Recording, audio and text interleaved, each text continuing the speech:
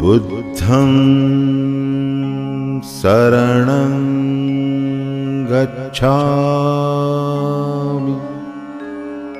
धम्मं शरणं गच्छामि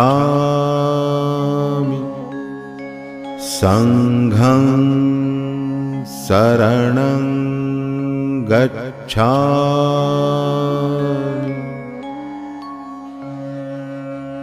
द्वितीयंपि बुद्धं शरणं गच्छामि द्वितीयंपि धम्मं शरणं गच्छामि द्वितीयंपि संघं शरणं गच्छामि।